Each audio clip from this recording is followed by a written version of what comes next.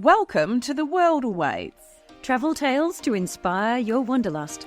I'm Kirsty Bedford, journalist, editor and travel writer. And I'm Belinda Jackson, author, travel journalist and columnist, and we're your weekly co-hosts. Welcome back to the waterways. How are you all? Hi everyone. How was your week, Kirsty? I've been trying to not get blown away in this crazy Melbourne weather, but no, I actually had a good week. I had a story come out about my stay at Varuna, which is the writer's residency you can apply for in the Blue Mountains. So that was exciting. Head on over to my socials if you want to have a read about that. It's in the Blue Mountains Tourism Destination mag. So it was nice to get asked to do that. That was such a privilege to write about that. And I also had a sneak peek of the new entertainment that's going to be on board Norwegian Primer. So it's called Burn the Floor, and the cruise line invited us to go and have a look at this production that's actually at Palms in the Crown so that we can get an idea of this entertainment, right? Because it's now going to be on board their ship. It's already on 2 ships, and this is the newest one it's going to be on. So, and gosh, I hadn't been to Palms. Have you been to the Palms, Belle? No, I haven't. Do you know, I never have either.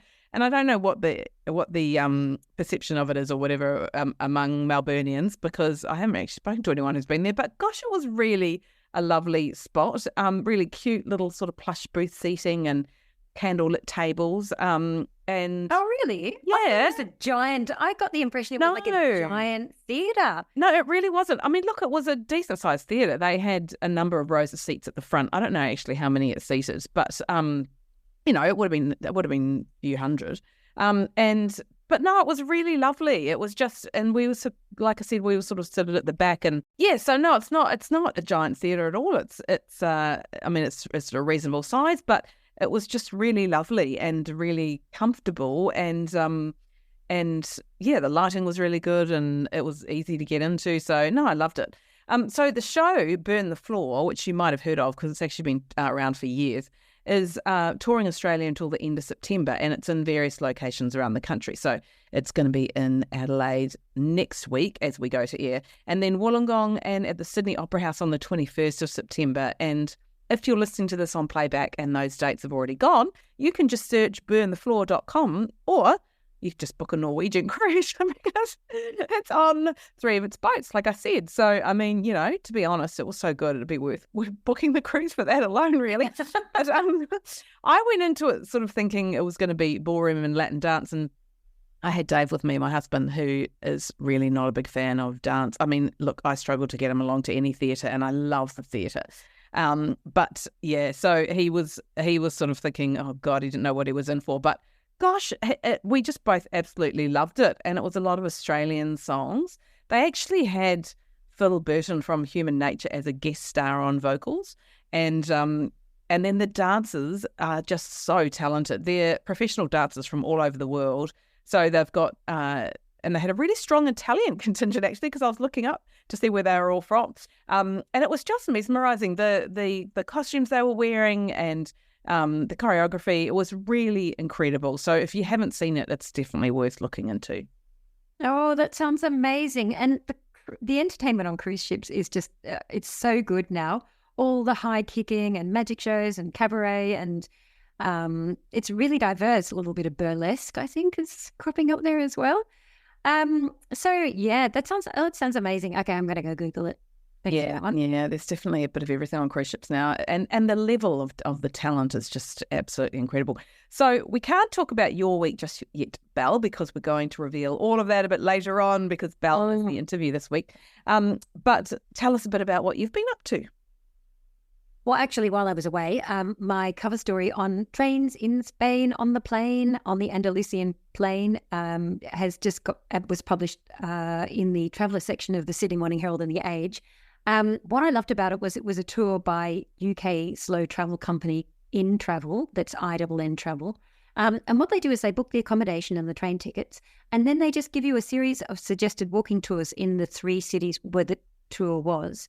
And you're self-guided, so you're not in a tour group or anything like that. You just fly in to, I was going to 3 cities in Seville, Jerez and Cadiz down in the south of Spain, which is the southern Andalusian area. And I just fell absolutely madly in love, particularly with Cadiz. I'd been to Seville before, but the other two were new for me. And it was just divine because you were catching local trains between these, between the towns and the walking, and they had places where you suggested where you eat and things like that. And this is where sherry comes from. This is the birthplace of sherry and flamenco. So Fino, which is a type of sherry, the driest, youngest one, the tour was called Fino and Flamenco. So we went to see flamenco, and I saw it wasn't that kind of dinner and show thing because I was traveling on my own as well. You don't want to go and sit in a dinner and an overpriced dinner and show and watch something on a stage far away. We're in little bars where, girls who trained in the local flamenco schools and the singers, they're flicking their sweat on you as they dance past. They're so close. And I think it was like, oh, give it to me. Yeah. Okay. I don't know about the sweat, but the rest of it sounds amazing. And it's like just being hosted by a local when you get that sort of experience, when you have a company like that who actually tells you, can give you the self-guided side of it, right? So, but then it's like being hosted by a local. So you're getting a real insight into a place that you wouldn't otherwise get. I love that. Yeah, there were really great dining tips in there. And because I was on my own, I just, stand up at the bar because that's where the solo traveller eats when they're in Spain. So you just stand up at the bar, don't have to sit and wait for a table. And you end up chatting to the bar staff when you've got that sort of interaction, which I really love. I wanted to make one other mention too, because nobody ever mentions it. And that is last week we talked about that the Airbnb had named its top tiny towns that you should visit.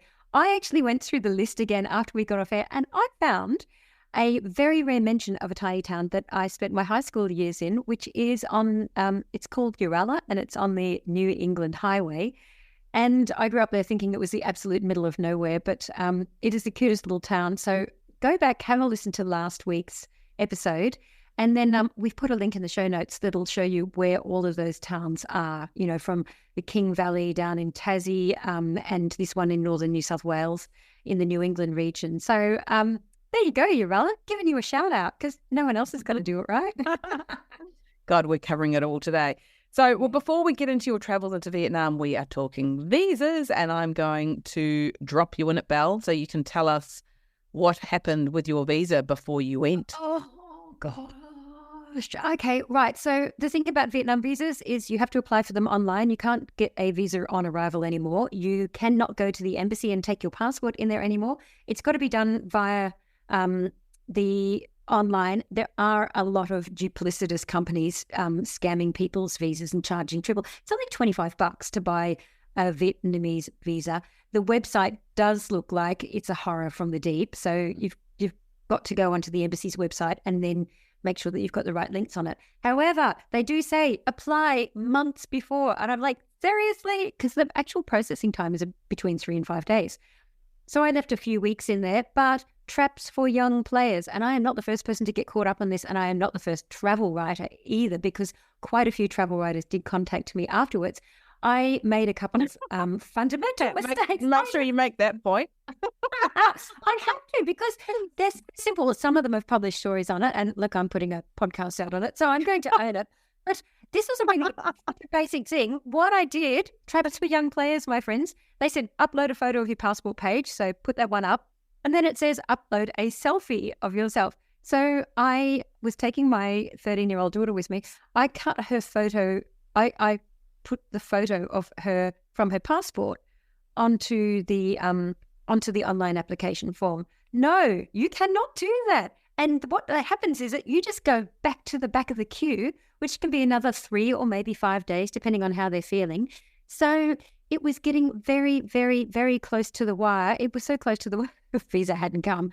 I actually did an express visa for that one. And I did it through a company here in Canberra. So they saved me, they saved my bacon. They were recommended by the embassy, and they're my new best friends for everything Vietnamese as well. So when they say apply months in advance, I'm not an early planner, but I would give it 3 to 4 weeks. I would probably, if you can, 4 weeks ahead. So what about other visa things? Because it's not always going to be smooth, is it? I thought that was going to be easy. Are you trying to move the conversation on, Belle?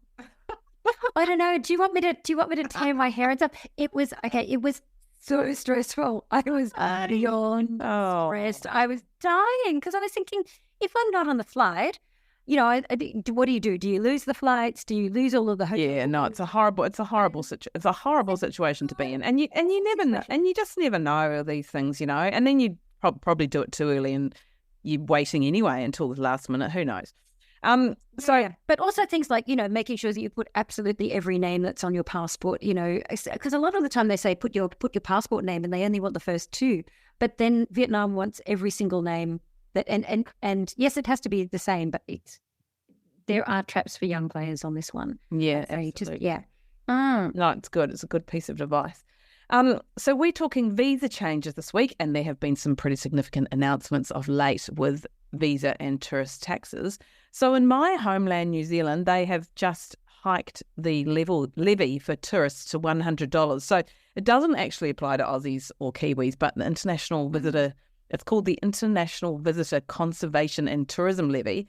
And it's now been raised from, it was $35 and it's now $100.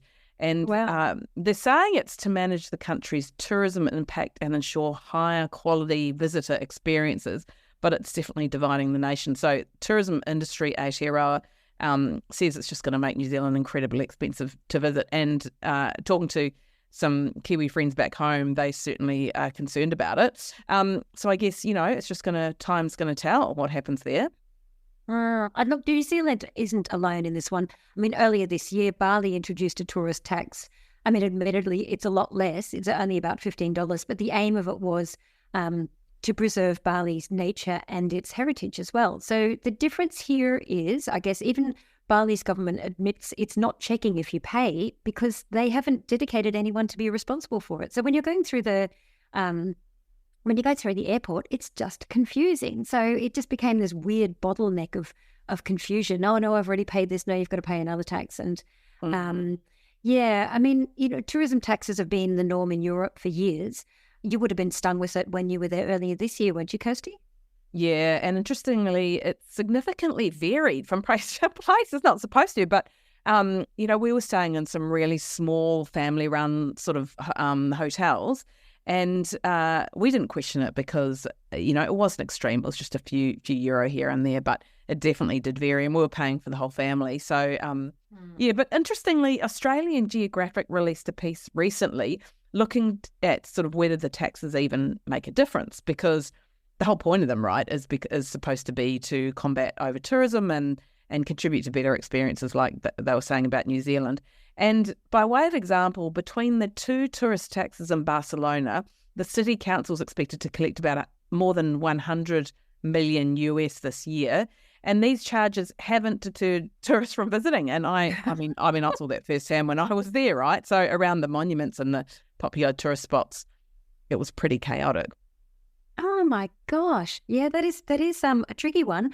That National Geo piece also says that Amsterdam has the highest tourist tax in Europe. And again, while it was introduced originally to reduce tourist arrivals or to dampen enthusiasm to go there, it hasn't had any impact. And this summer, Venice trialled a new day trip fee too, which was €5 per person for people who are not staying the night in the city or in the immediate surrounds. But again, experts are saying it's too low to have any real impact on over-tourism. So it is expected to increase in 2025. Yeah, and I guess, it would deter me if it was a lot of money, right? And but like $100. Particularly when you're traveling with a whole family, if there's 4 of you, it would possibly deter you a little.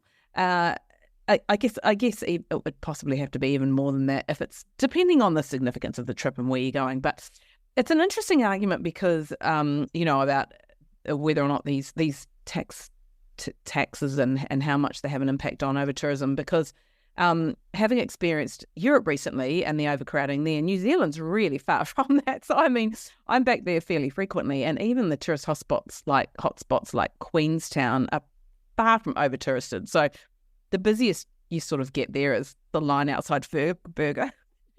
Have you heard of No. Which is a really popular, people line up for this famed burger, which is a very popular burger. But, we were still only waiting like 10 minutes. So, I mean... Hang on. What's so popular about it? Is it got an endangered animal in it? Or... No, it doesn't. It's just the quality of the burger and the brand. And look, the burger, the burger was amazing. It was a great burger. But interesting name. But point being, this is like the busiest you're going to see in New Zealand, and the queue wasn't that long, right? Sorry, I'm just laughing. So I guess if the money's going back into better tourism experiences, then it's all good, and maybe they're being forward thinking, because if the stats are all showing unless you up the price, it's not going to curb over tourism. You could look at it that maybe they're ahead of the game. Yeah, well, I mean, we'd love to hear what you think about tourist taxes and the impact on over-tourism. I think the point remains now, the key point is that more people are travelling than there used to be. We've got markets such as, the rise in the Indian middle class that never travelled and is now travelling. And the same, you've just got, and then we've got, we've seen it in Australia as well, the rise of Chinese tourism as well. So with that, and then with all of the fact that we all have more access, more of us are on the road. And so over-tourism is something we're going to have to talk about, but that is a key thing. It's just more of us travelling than there were, say, 20 years ago. So drop us a line at hello@theworldawaits.au if you want to comment on it, and we'll put a link to that National Geo piece in the show notes that you can read the full findings. You're listening to The World Awaits. Subscribe through our website at theworldawaits.au. This week, I'm talking to Belle about her recent trip to Vietnam. And gosh, who doesn't want to go to Vietnam? I mean, beaches, markets and weather alone, just those few things. But before we get into Belle's adventures, we have a giveaway. Giveaway. We need a giveaway sound, don't we? We do, because we because otherwise we're just going to sing it every time we do a giveaway. Because we are we're doing a lot of giveaways. There we go. Yes, if you are planning an adventure to Vietnam, let us help you. Our friends at Lonely Planet are giving away a copy of their Vietnam guidebook. So if you'd like to win the guide, drop us an email at hello@theworldawaits.au or leave us a comment on our social media, which our Instagram handle is The World Awaits Podcast. And we'll announce the winner of that Vietnam guidebook by Lonely Planet in a couple of weeks' time. All right, so let's get into your incredible trip, Belle. So tell us firstly where you went in Vietnam, because many of our listeners have actually repeat visitors to Vietnam, and I'm sure they're interested to know these places that were maybe a little more off the beaten track that you went to. Yeah, that's right. This time I stayed away from Hanoi and Saigon, or Ho Chi Minh City, where I visited, several times over the years.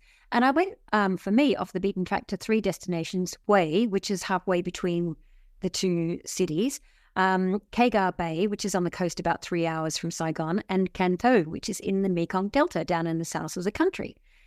So they were definitely places I hadn't been before. The common link with all of them was that I was staying with a hotel group called Azarai Hotels. And this is a hotel group of only 3 hotels.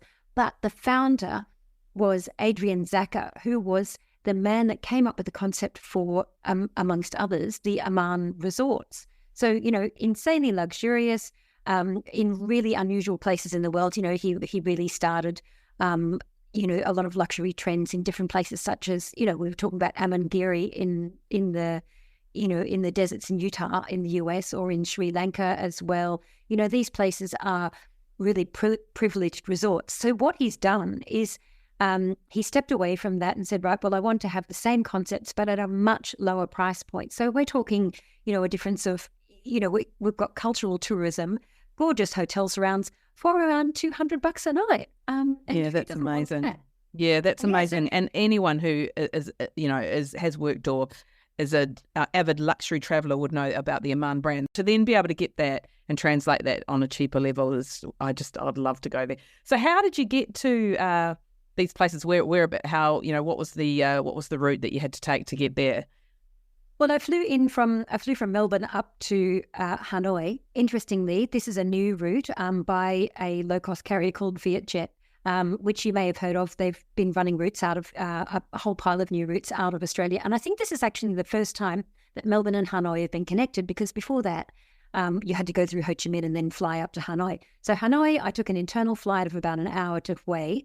And Hue is really interesting because, the tour guide said to me after a couple of days, he's like, why don't people come and visit Hue? It's fantastic. And I have to say, very few tourists kicking around the place. But it's fascinating because, look, I don't really go in for the war tourism there, but Hue is on the 17th parallel. So in the Vietnam War, it was at the cusp where the North and South converged. So you had the demilitarized zone not far from there. So you've got all of that history, that war history nearby. But then in the city itself, it was Vietnam's imperial city. So it was the power base. It was where the royal families lived. So it became a target as well, in the war to destroy that ruling class. But it's, I had this amazing experience, and this goes back to the hotel as well.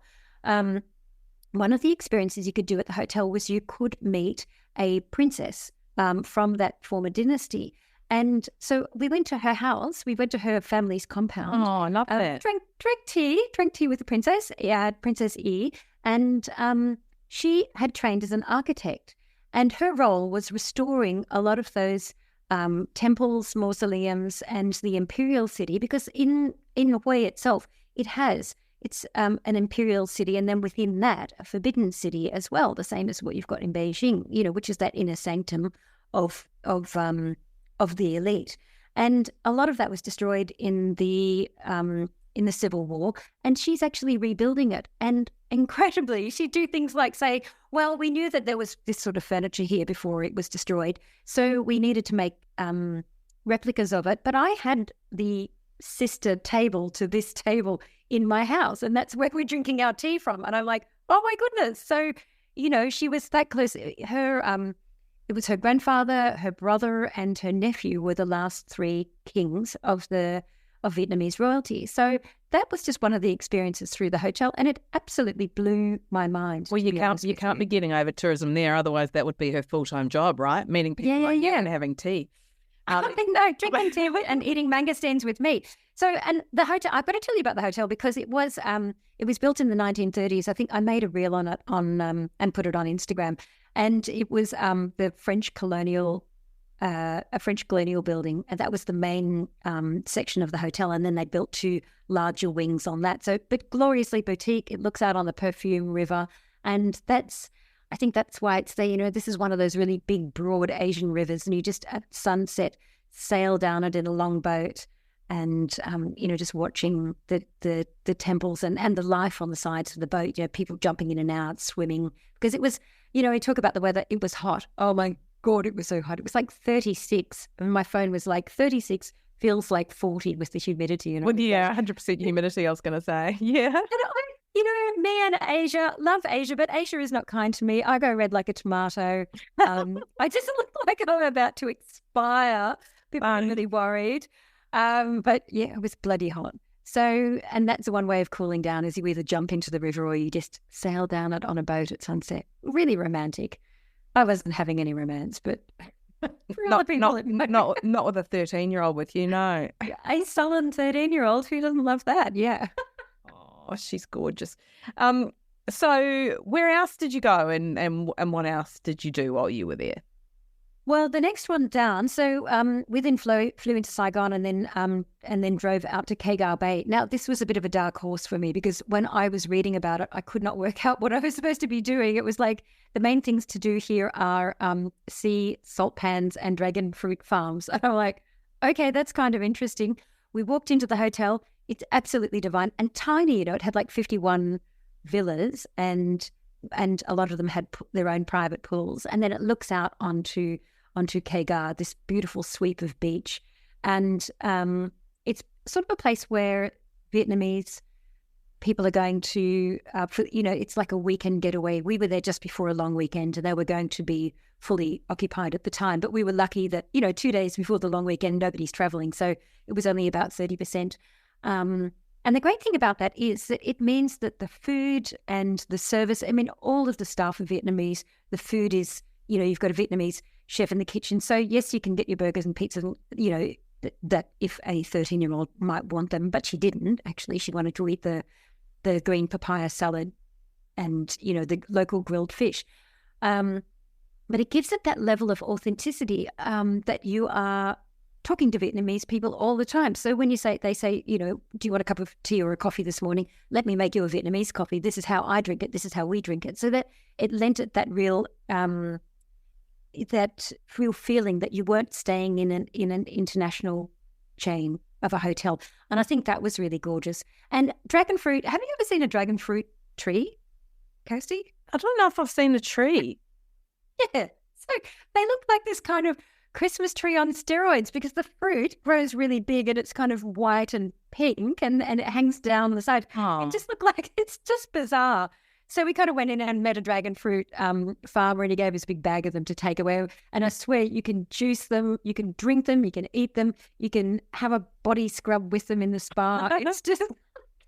I can't say I'm not really a dragon fruit fan, but look, I mean, if it's worth putting it in a treatment in the spa, I'll do that. It was so much better than what we have here. Like I was like you, I was like, yeah, but the red one, it was just divine. It was really beautiful to eat it. And it comes from the farm next door. Like literally from the farm next door. And I think that's what makes it so good. And that's what gives it that level of, you really have a connection to Vietnam, even if you don't go outside the hotel, which would be very easy not to do. There's quite a few honeymooners and influencers kicking around there. So what surprised you the most this time compared to when you've been before? I mean, I know you were obviously in more off the beaten track sort of areas this time, but what was something that was sort of surprising to you? Well, I'd done Siglo tours before, those sort of armchairs that you did with a guy cycling behind you. And when you're coming into a big rush of oncoming traffic, you think there is nothing but me in the armchair, like just charging into traffic. I think that they're a really touristy thing to do, but they're really great. I think Hue's incredible food scene, it's phenomenal because it's had, royalty there and stuff like that. That would be a place that, they really focus on cuisine. And I think that was amazing. So I went out, it was just me and my guide, who was awesome. And we just went out eating beer snacks all night, which I thought was brilliant. And I was down in the Mekong Delta in my last place in Kanto. And that was, and that was in a hotel that was staying on an island in the middle of the Mekong. And, and I thought that was really amazing. So we took a boat in the morning into the floating markets, and and we were just and you jump off your boat into another boat and eat a big bowl of like a breakfast pho or one of the other breakfast soups, because there are so many breakfast soups. I did not realize that pho is just one thing that traditionally from the north, from Hanoi. But then when you get deeper into Vietnam, just discovering the breadth of the cuisine is so phenomenal. And it means I will, next time I go to my Vietnamese restaurants in Footscray, because we have some really awesome ones, I'll go there more informed as well. So I'll bring that home with me. I think here I am just banging on about the food, drank an insane amount of coffee with condensed milk, which I totally loved as well. Bring it on.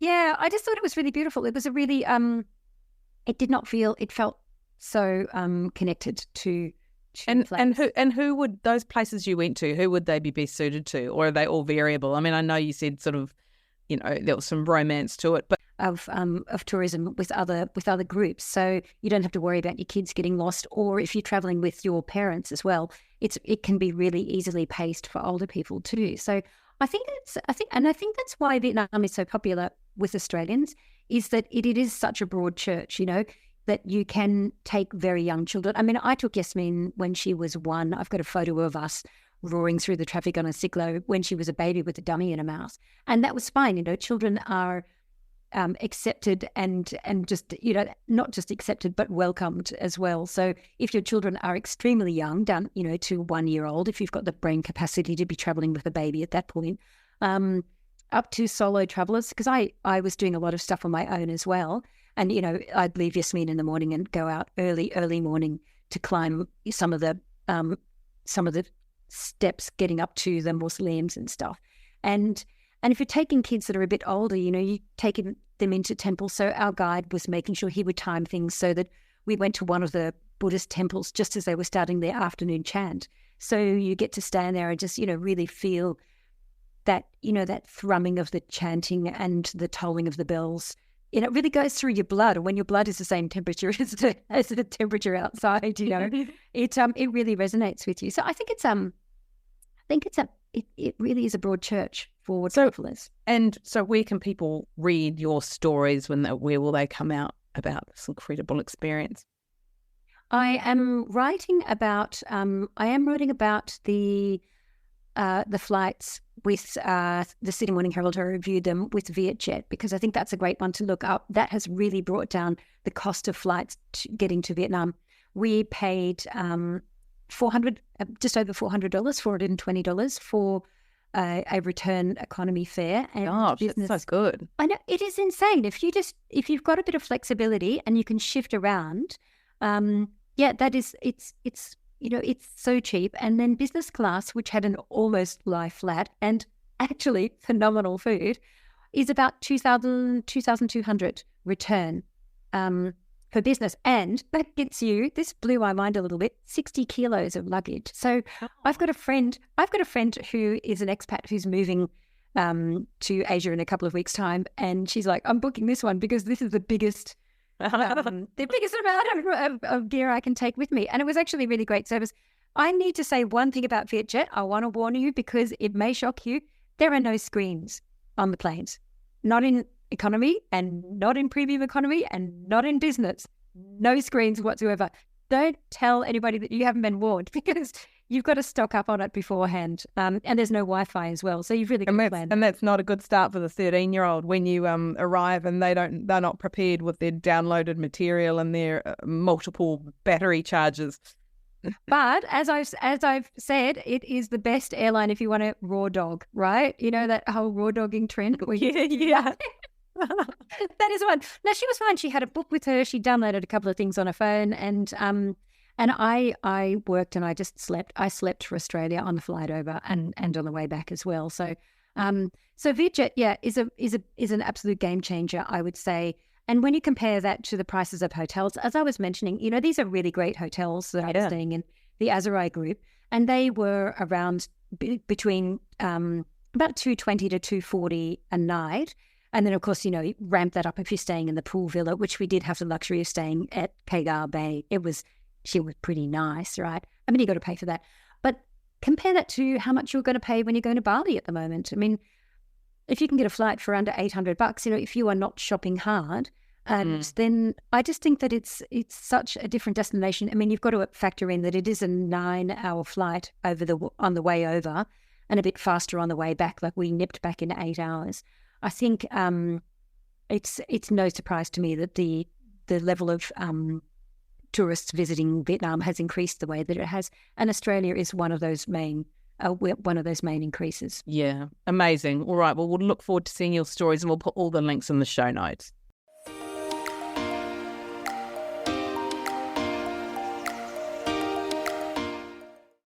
Our tip this week is for the adventurers out there, so those who are planning on partaking in some sort of sport while on holiday. So Smart Traveller has some guidance on the must-dos before you go. Yes, and some of these you might not have thought about, like did you need to be certified before you go? So obviously you need to make sure that you've got certification for any sport activities you're doing, and find out if your activity is legal in your destination. That might sound funny, but you'd be surprised how many people are, how many adventure sports aren't actually legal in that destination, but they're all operating because they're operating by unauthorised people. So many extreme sports are still quite heavily regulated or actually illegal.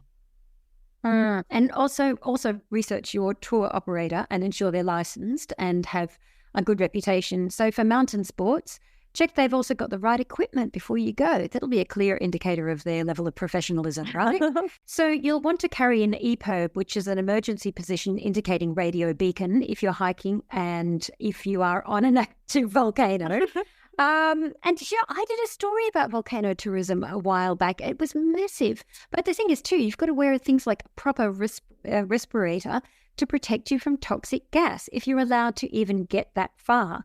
I mean, go figure, but you'd just be surprised at how many dodgy operators are out there. And when you are, skirting around the rim of a volcano, then you don't want to take your chances.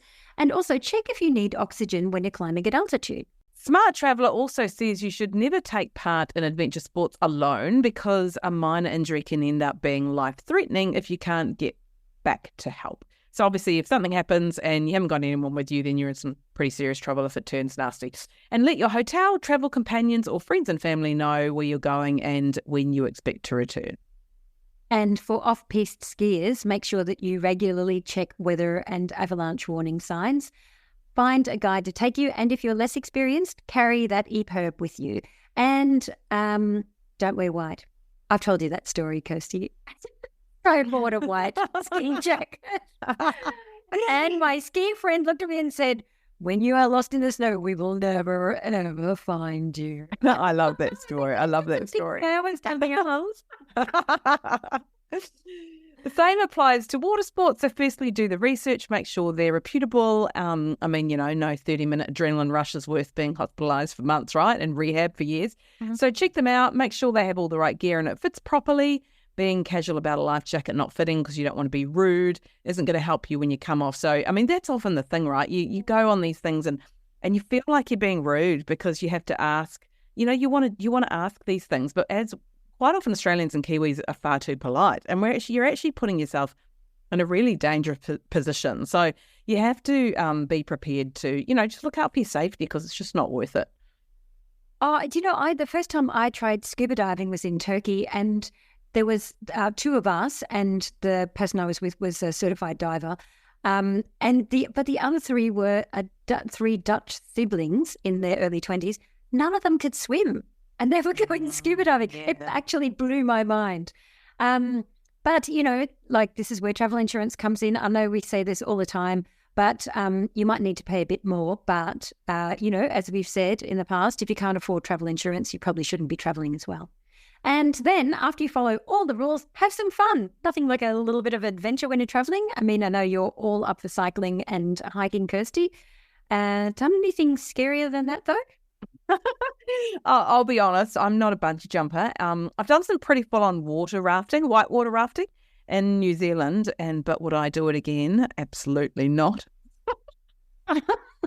I throw my life in on the back of horses, and sometimes I'm riding off in when I've had a horse bolt on me in the desert. I'm just picturing it. Oh no, terrifying on stony desert ground.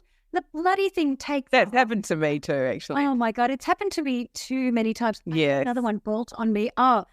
In Patagonia, took off, and it was midwinter. It was snowing. And we were actually steeplechasing through the wilds of Patagonia. The guides I was with, one of them was saying we were actually laying money on whether or not you'd stay on the horse while I was being rescued by a gaucho. Oh, divine, right? I did have travel insurance. Oh my God. Anyway, we will put a link in the show notes so you can check the list before you head off on your adventurous holiday.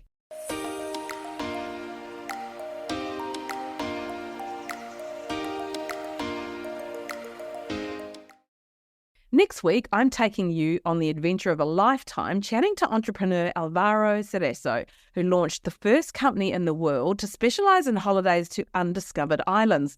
Do Castaway drops willing tourists on deserted islands in the most remote corners of the globe, and you might be surprised to hear why most want to do it.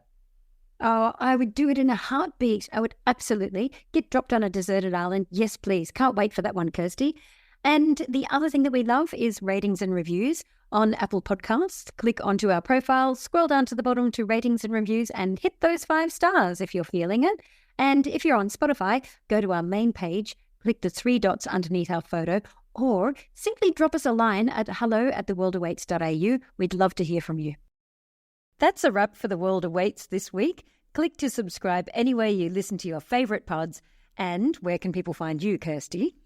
I'm at Kirsty Wrights on Instagram. That's KIRSTIE Wrights, WRITES. And where can people find you, Belle? You can find me at globalsalsa.com or on Insta at global_salsa. Thanks for listening. See you next week.